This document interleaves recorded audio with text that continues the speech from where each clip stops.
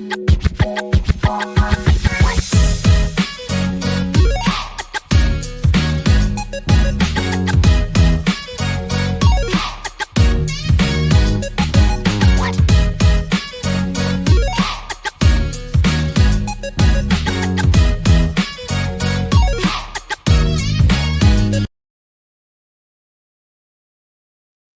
there I am. Hello, hello, hello, everyone.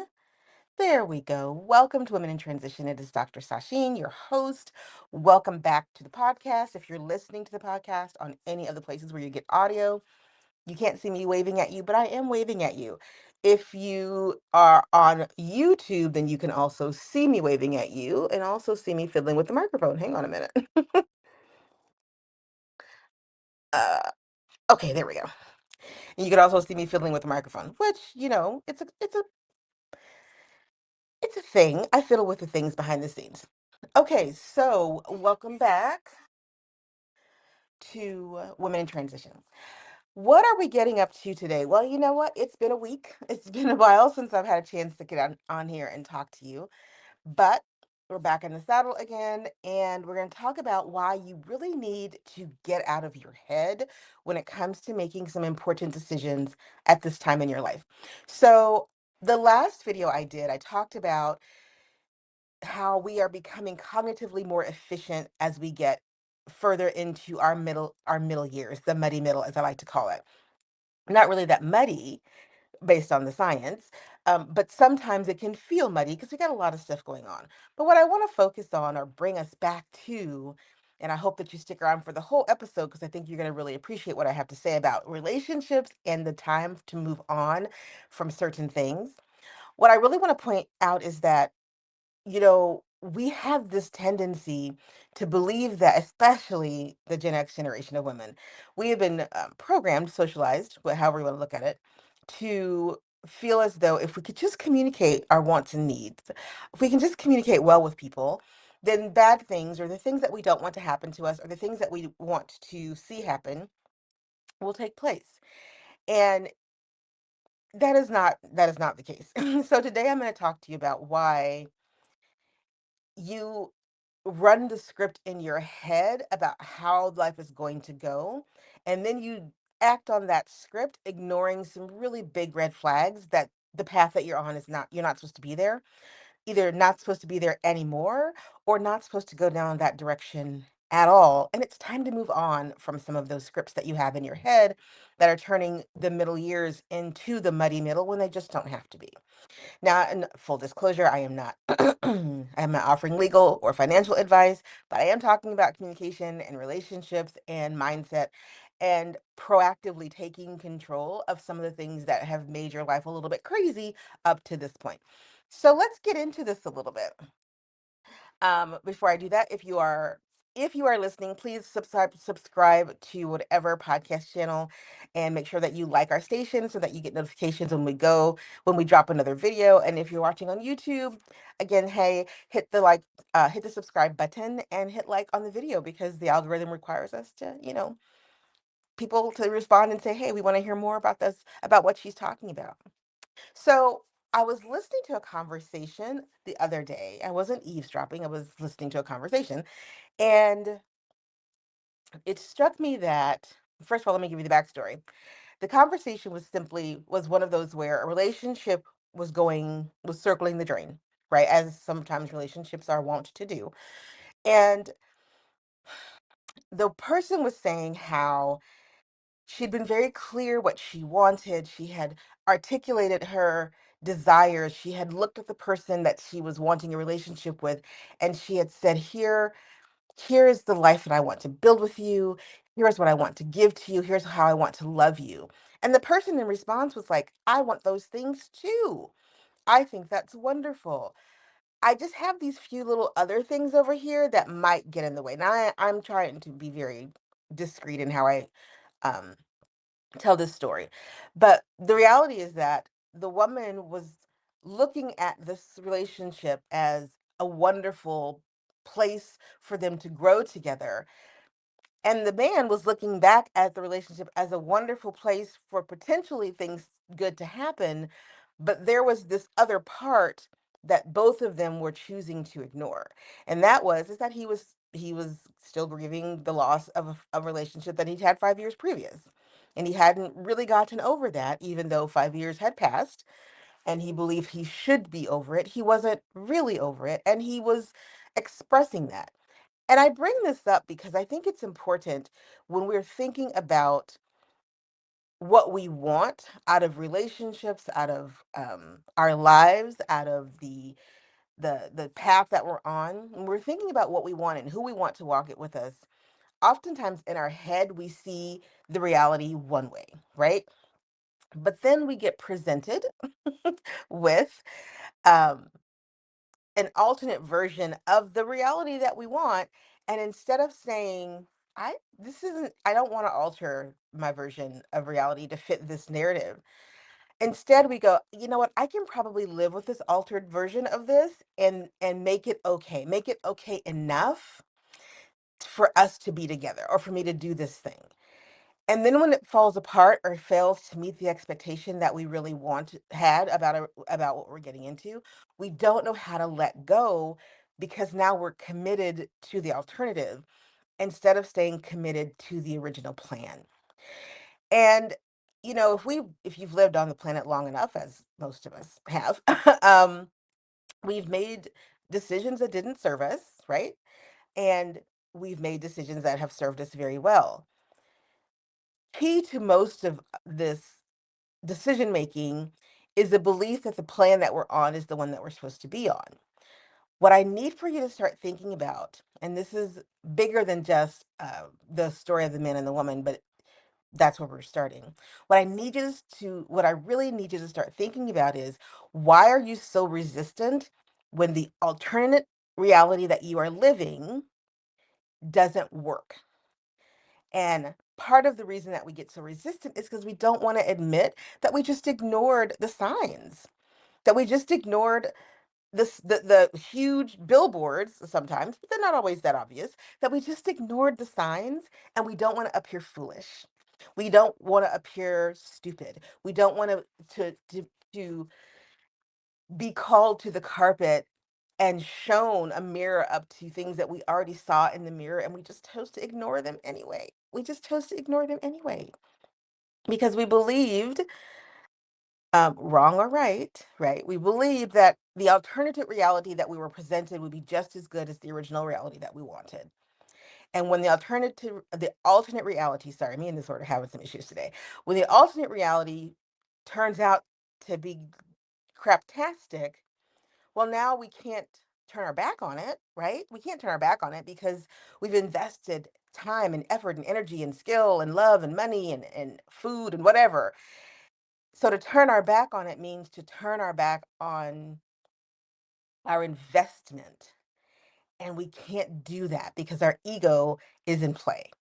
Okay. Our ego is in play. Now that we've set the stage for why the ego is killing us, which it always does, it can protect us, but yeah, our ego it really gets in the way. It really just sometimes gets in the way. I'm talking about this in as it pertains to a relationship, but this is our relationship with everything, including the country that we live in. It can sometimes be very hard to look at the reality of the alternate reality that you have said yes to and realize you just made a mistake, number one, or number two, what was presented as an alternate reality in in a good sense at the beginning just didn't fulfill the promise. Maybe you didn't make a mistake. Maybe it just didn't live up to its own hype. Okay, maybe it buckled under the weight of having to be the alternate reality that it promised to you, and in the end you just end up being left holding the bag of expectation and unfulfilled promises that you didn't know was coming, right? But because you didn't know it was coming doesn't mean you just stand there and keep holding the bag. And that's really what I want you to think about today. Why are you still holding the bag on relationships, whether that's a relationship in the intimate sense or in the cultural sense? Why are you still holding on to this empty bag of unfulfilled promises, or this bag full of broken expectations and unfulfilled promises, instead of just setting it down and walking away and moving on and rebranding your life back to the original plan that you wanted all along or to a new plan that serves you and where you are now. It is one of the hardest things about one of the hardest things about getting to the muddy middle, the middle years of life that we don't necessarily think about is our set in our waysness gets us into and keeps us in a lot of trouble. And because we don't want to be wrong, but more importantly, we don't want to look foolish, right? We don't want to look like we didn't know, and we surely don't want to look like we knew and said yes anyway. And we really don't want to look like we knew, said yes anyway, and we stuck with it after we knew. We don't want any of those things because the ego is real fragile, right? The ego will have you thinking and believing that somehow this is okay because at least I don't look foolish. Well, let me tell you something. You do, in point of fact, look quite foolish. Not because you've made a bad choice, we all make bad choices, but because in the face of mounting evidence of your bad choice, you keep engaging as if it's normal to just live with bad choices. This is should help explain to you why a lot of people continue to do really stupid things because the alternative is admitting that there was a bad choice made or just admitting they don't want to do it anymore. But then what do they have going for them if not the bad choice?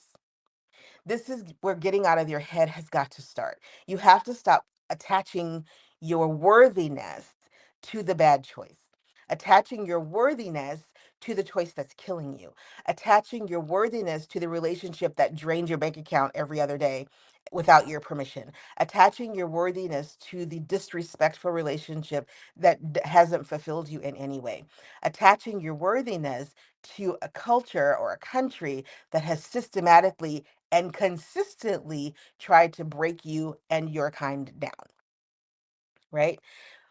We have to detach our worthiness from these things, from these external things, and remember who we are. Remembering who you are and not just who you're supposed to be, but who you are. As kids, we are empty vessels, right? We are filled, we are a sponge waiting for the water. And as water starts to drip on the sponge or starts to fill up the vessel, as our childhood moves along, we get all kinds of things put into us, right? The problem is, as adults, we don't necessarily believe we can wring out the sponge or empty the vessel and start again because we think everything that's in me and this is who I am. And because this is who I am, this is who I'm supposed to be. I admire people who take a look around them and say, this is not who I'm supposed to be. And I'm going to wring out this sponge and dump out this vessel. Mind you, the sponge isn't going anywhere. That's you. The vessel becomes empty, but the vessel's still designed to hold water. That's you. You're the vessel. But I admire people who look around and say, I'm going to wring out this sponge. I'm going to empty out this vessel and we're going to start putting something different in it and see what happens. Because what I've had going up to this point, for good, for bad, for ill, for grand, whatever, I don't have to continue to be defined like this. I can be defined like this, or I don't know how I'm going to be defined, but what I do know is I'm going to empty out this vessel. I'm gonna wring out the sponge and I'm going to take a chance that there's fresh water someplace else, that there's better quality water, that there's better quality things to fill my sponge with, to fill my vessel with, things that make me happy, things that bring me joy, things that protect my peace, things that require me to remember who I am instead of requiring me to continue to uphold a status quo that is systematically designed to break me down. We can see this in a lot of people if you look around you, famous people and not so famous people. Because I guarantee you, in your world, is probably someone whom you may not speak to anymore, who you might have lost contact with, or you have more of a peripheral relationship with that people have always said, she's just kind of different. She's kind of different. She just goes and does her own thing and kind of lives her own life and doesn't really seem to connect well in into blah blah blah blah blah, right? And I bet if you went and spent time with that person, you might feel really uncomfortable because their life reflects their own desires to be present in the world and not anyone else's desires for them to be present in the world. I think about when Tina Turner, my one of my all-time favorite idols, um, decided to get her citizenship, her Swiss citizenship, and she worked really hard for it.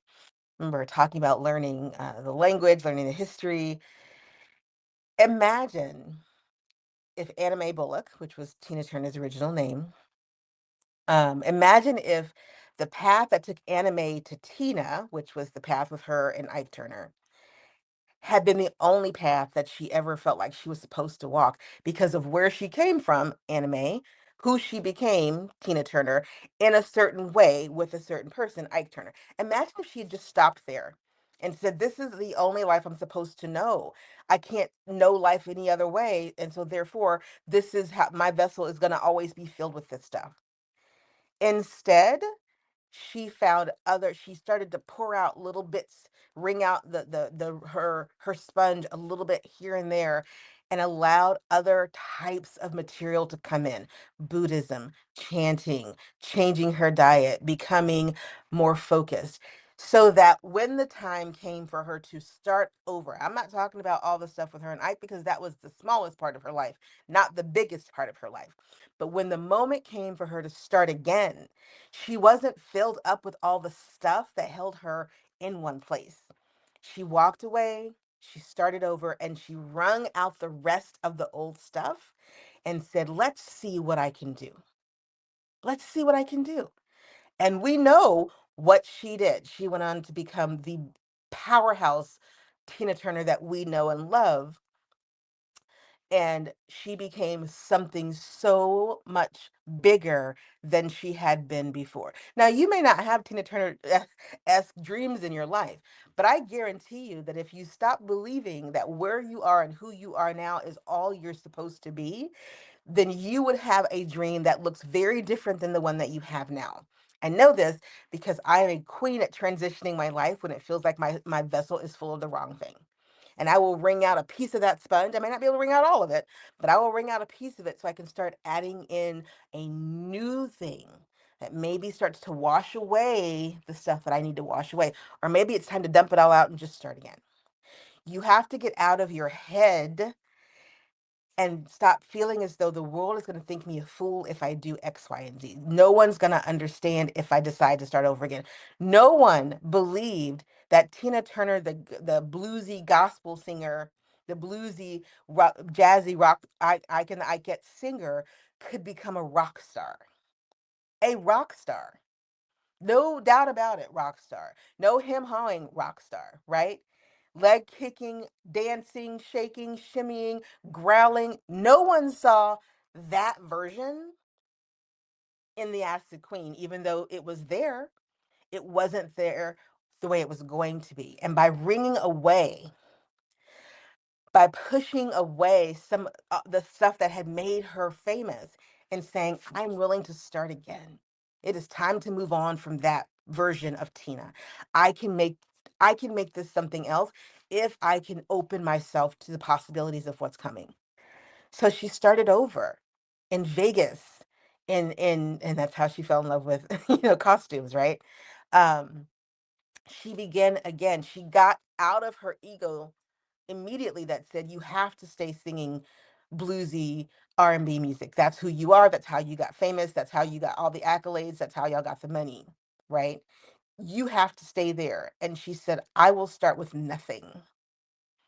I will start with nothing and empty this vessel all the way down to pursue the dream." And aren't we all glad that she did?